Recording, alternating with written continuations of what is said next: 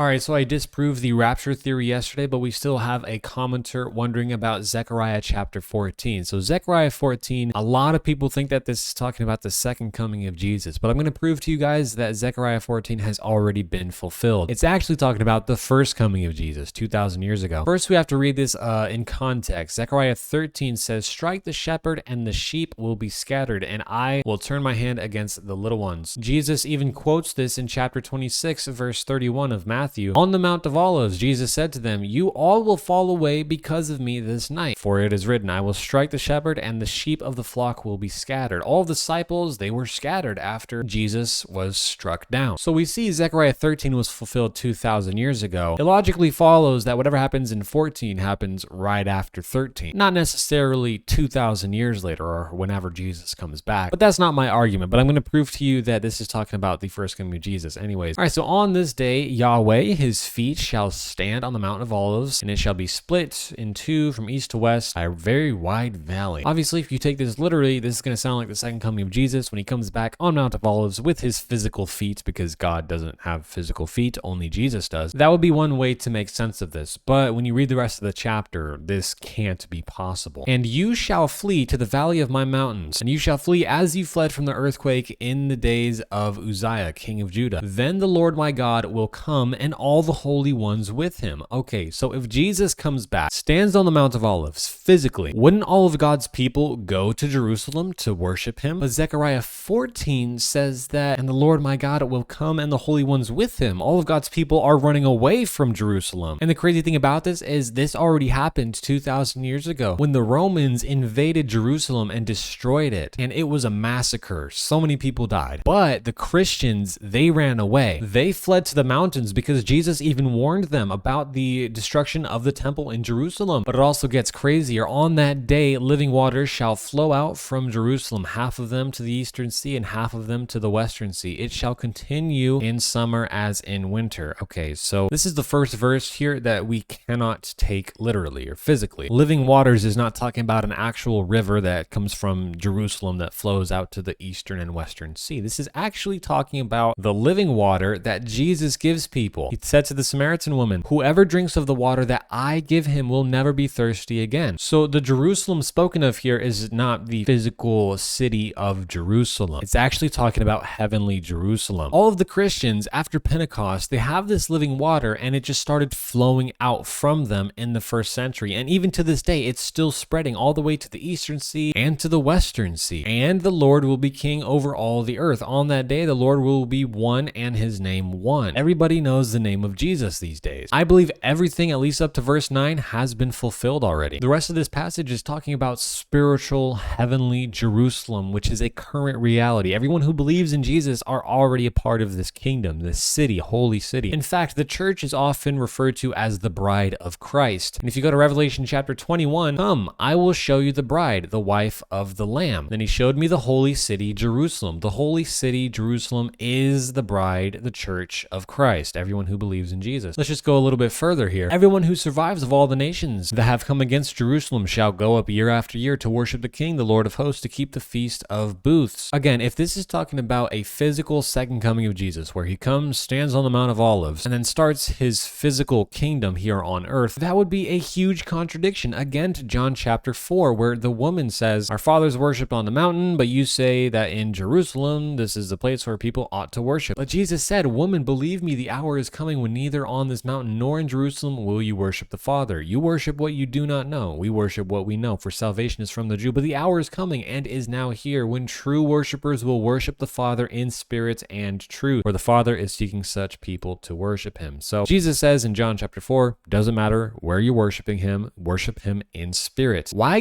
would Jesus say that 2,000 years ago, but then at his second coming, tell everyone that they have to worship him by moving to Israel? That wouldn't make any sense. If any of the families on earth do not go up to Jerusalem to worship the King, the Lord of hosts, there will be no rain on them. So I think it's better to interpret this passage as the heavenly Jerusalem, which is a current reality. People who don't worship God, they're going to be judged on this earth. Again, verse 21, it says, "Every pot in Jerusalem and Judah shall be holy to the Lord of hosts, so that all who sacrifice may come and take of them and boil the meat of the sacrifice in them, and there shall be no longer a traitor in the house of the Lord of hosts on that day." So again, this entire passage highly symbolic, it seems, because it contradicts most of the teaching in the New Testament. Christ's sacrifice was once and for all. Why would Jesus come back, having paid the price for sin once and for all, to start up temple sacrifices again? It doesn't make much sense at all. And what's interesting here, Hebrews 12 even says that you have come to Mount Zion and the city of the living God, the heavenly Jerusalem. I don't think that the Jerusalem described in Zechariah 14 is physical Jerusalem, but rather heavenly